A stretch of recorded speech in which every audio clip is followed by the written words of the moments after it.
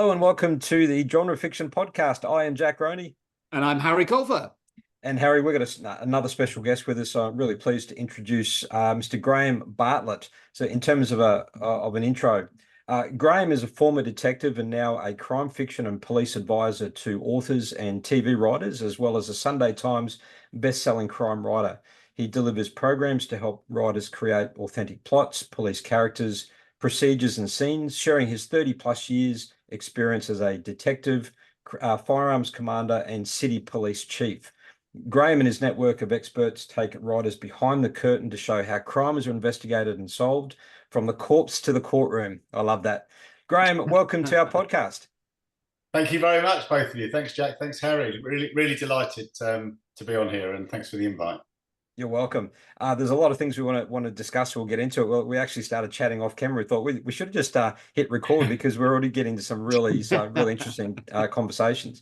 So my first question for you, Graham, given that a lot of people who listen to this podcast are writers, so our focus for this episode is crime writing. Obviously, for Harry and myself, this is close to our heart, given that we are both crime writers as well, and I also come from a law enforcement background. I think is it about 60 years in total combined of policing between the two of you two? I had 33. I had 33 years. Yeah, over 60. God, blimey. I think we look so young, wouldn't they, Jack? Eh? So Graham, your journey from police officer to author, can you tell us how that unfolded? Yeah, I mean, it was a total accident, to be honest. I'm not that author who has always craved to have books on a shelf from the age of about 10. You know, I wasn't writing when I was in the police. You know, certainly nothing other than policing kind of reports and statements, that sort of. So I didn't even, it wasn't even on my radar to be a writer. And then because of the role that I did at Brighton, I was got to know a chap called Peter James, who hopefully many of your listeners will know, a very successful, excellent crime writer. Used to do a lot of research with the police. We got to know each other, became friends. Around the end of my service, our force was kind of really into officers blogging, and they wanted to, you know, as a new, this was talking about sort of 10, 12 years ago now, wanted us to kind of be out there on what was then kind of, you know, fairly new platforms. And Peter read one of my blogs and said to me, he said, you've got quite a good writing style. It's not like other police officers. He said, it's not commercial, but if you were to be interested in writing a non-fiction book with me, I could help you develop that into a commercial writing style. So you could then, you know, maybe have a career as a writer. And I said, how many of those, you know, how many of those martinis have you had, Peter? You know, you're mad, aren't you? And he seriously, he said, people are asking me all the time to write non-fiction about the real stories behind my novels, the Roy Grace novels. So I don't think I've got the kind of authenticity to do that because I've never been in the police, but you have, and we could write it together. You know, I could teach you how to kind of develop your style. And we could bring a book out. So that, you know, long story short, after a lot of false starts on my part, because it was a lot harder than I thought to change my writing style. You know, as you guys know, it's you know, it's one thing writing a report or a statement, but writing something that people are going to spend their money on and they're going to be turning the page is totally different. We brought out a book called Death Comes Knocking, Policing Roy Grace's Brighton, which did really well. It was a Sunday Times top 10 bestseller, and it kind of tells those stories that Peter was looking for. And then we moved on from that to write a single story in a book called Babes in the Wood, which was about a 30-year-old double child murder investigation, which was really harrowing. And that came out and did really well again. And then I went into fiction, and it was almost like I'd found something that, you know, with a lot of digging, I could actually do. I'm not a very creative person. I didn't think I was a very creative person, so this was a total surprise. So I'm sorry. I'm always sort of intrigued. How does writing together actually work? You know, if you've got two people who are writing one novel, I'm obviously if it's sort of like more of a non-fiction, I can understand, you know, somebody might be doing a lot more of the research and the like. But how does it actually work? How did you find it? Well, I don't think I would ever write a novel with somebody else. I'm not, you know, like there's authors like R.C. Bridgestock and Nikki French who are married couples who write together. And, you know, if I was to suggest that to my wife, I know the look I'd get. I don't think it would go down very well. But non-fiction, I think you're right, Harry. It is slightly different, and certainly the arrangement that Peter and I had. I mean, I had the stories because, you know, I policed Brighton for Death Comes Knocking, and I knew the Babes in the Wood case very well, and I needed to do a lot more research on it. So I suppose I got the content together and drafted it. And you know, and then Peter did very, particularly on Death Comes Knocking, did very heavy edits on it, and, you know, looked for different kind of ways into the story. So applied that professional writer perspective to it. So there wasn't any kind of overlap really in what we were trying to do, other than, I mean, you know, sometimes I say I did all the writing and then Peter made it readable, you know. So, but it was, you know, it was pretty much, certainly in Death Comes Knocking, it was like that. But yeah, I think I'd struggle to write a novel with anybody else because, you know, as you guys know, when you're writing novels, it's so internal and you're kind of, you know, you I don't know whether you're plotters and pantsers or whatever, but, you know, when you're kind of when you're going down a storyline and your characters are taking you in a different direction, and that's very personal. And I think to be able to kind of get that across, you know, with two authors would be really difficult. Obviously, some people do it very well, but I don't think I'd be one of them. I was looking at Babes in the Wood, and it looks like a really intriguing story. So was that a combination of you had to do some research based on the original old investigation and the new investigation? Was that something you had firsthand involvement in? So it was a combination of research and I guess my question is, how did you compile all that research to piece together the entire story to eventually massage that into a book? Yeah, so Babes in the Wood is basically a 30-year story where two little girls were murdered in a park close to their home. A man was arrested, tried and acquitted, and then about 2 years after he was acquitted, he tried to kidnap another young girl and tried to kill her, and he was arrested and charged and thankfully convicted of that. And then the law changed and science changed, which meant that we could, or the Sussex Police could have another go at the original investigation, what we call a double jeopardy investigation. So he was then subsequently retried in 2018. So there's kind of three distinct timelines for the story. You've got the original murder, you've got the attempted murder, which he was convicted for, and then you've got the retrial. And I was involved in the attempted murder investigation. It was I'd just become a detective, and it was the first major investigation I'd worked on. So I was kind of very passionately and you know, and quite sort of diligently involved in that. It was, you know, I was a very junior detective, but I was kind of one of the team. But I was also very, very aware, as everybody in Sussex Police were, of Bishop. This is the killer, Bishop, having, you know, I can say it now, having got away with murder from the previous. It was a kind of cloud that hung over all of us. So I knew a lot about the murder, the original murders, but I still had to do a lot of research on it. So, you know, I interviewed people, I kind of visited the scene, I kind of you know, went back through source materials, court documents, that sort of thing. The middle case, the attempted murder, a lot of that was from, well, most of that was from personal knowledge with some refreshing of my memory, because you know, it was an investigation that stuck with me over all my years. And then the third, the retrial investigation, that was really locked down by Sussex Police for very good reasons. Pre-trial, they didn't want to, you know, they didn't want anything to get out and prejudice the trial.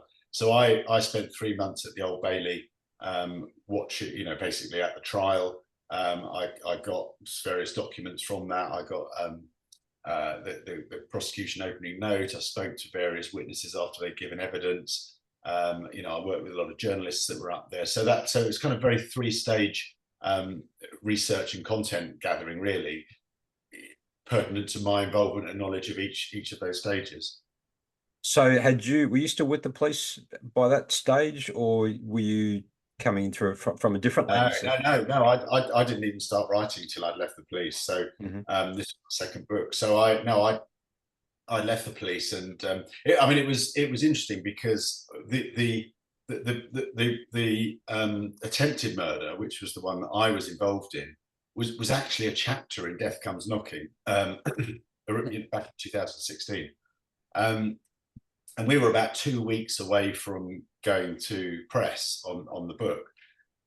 And I got, luckily, thank goodness I did this. Luckily, I'd sent a copy of the book to Sussex Police because I didn't want to, I am still very loyal to Sussex Police, and I didn't want to kind of do anything or say anything that would unnecessarily kind of upset people or undermine anyone or anything like that at all. So I'd sent them a copy of the book, and they read it and came back to me with, they were fine with it, etc., etc. But I didn't realise that they were waiting for a particular moment to then serve a notice on me to say that I wasn't allowed to and it was a court notice, it wasn't their notice, it was a court notice to say that I wasn't allowed to publish anything about Russell Bishop at all because he'd just been rearrested under the double jeopardy arrangements, the 1986 murder. So I got that, and I was like, my first reaction was, oh my God. Because you know what it's like, you take something out.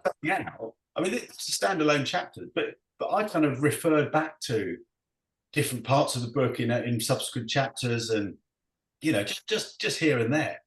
So it's not only a case of just taking a chapter out and kind of, okay, well, I'll glue those two bits together.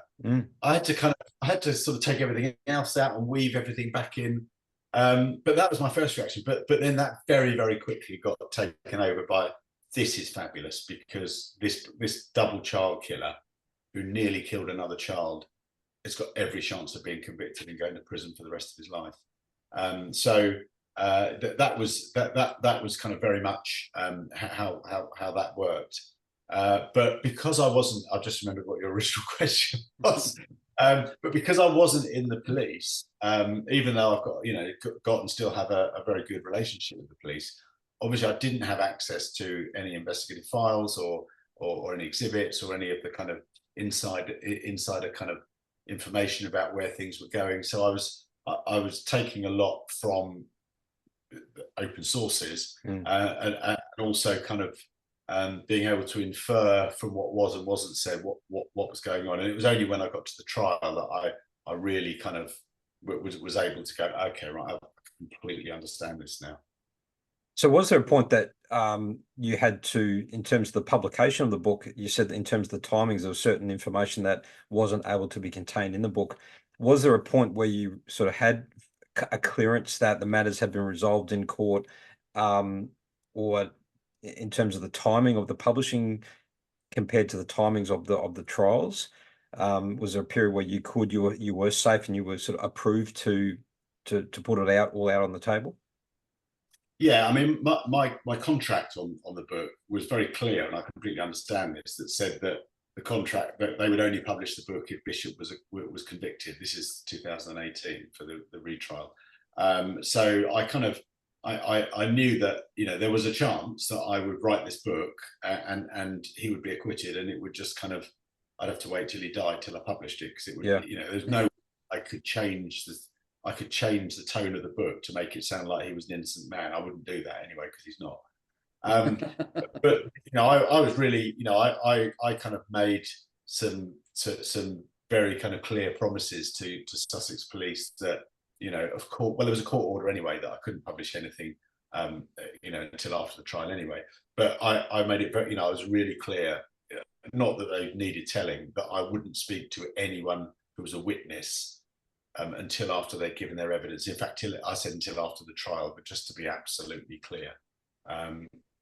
Which was interesting, because there was a TV company making a documentary, and which had nothing to do with my book or anything like that. And they were very much involved in the family, and they'd been interviewing the family beforehand, and I think the court took a bit of a dim view to that. But because you don't do anything to prejudice a trial, particularly a trial with this gravity. And this case is something that had hung over Sussex police for 30 years, and to get a second chance was gold dust. And if anybody did anything to prejudice that, would be outrageous. So I just kept away from people and certainly anything public until after the trial.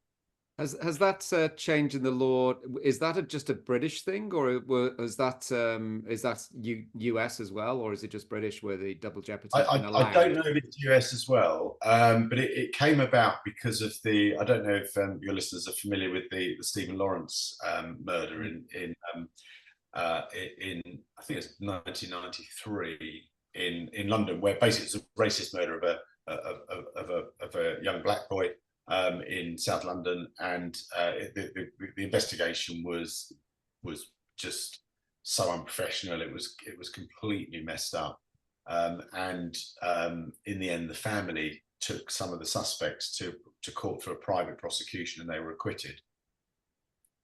Yeah. Then the kind of then sort of DNA evidence started to become more refined, but the legal position was, well, they've been acquitted, so they cannot go back to court.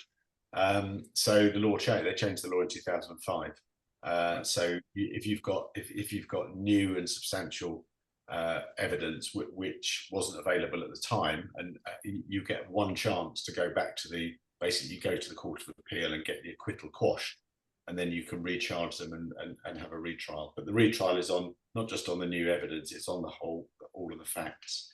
I don't know whether same in other jurisdictions. I can't say with any authority in Australia, but I think if there is the double jeopardy rule still applies, and if there is going to be a retrial for someone who's been acquitted, it has to be more reliant on any new information and new evidence. And I don't know how much reliance can be put on old evidence that's already been put before the court, or whether it was discredited or certain witness evidence was discredited. So I don't know whether they can holistically say, look, we've got new evidence, but that in conjunction with the old evidence now presents a stronger case. I think it has to be a stronger reliance on brand new evidence that was never considered previously. Yeah, no, that's interesting, because it's almost as if this is a brand new trial. I mean, it's having sat through one for 3 months. It's in the UK, it's almost as if this is a completely new case coming to the court. Everything is just given the same airing.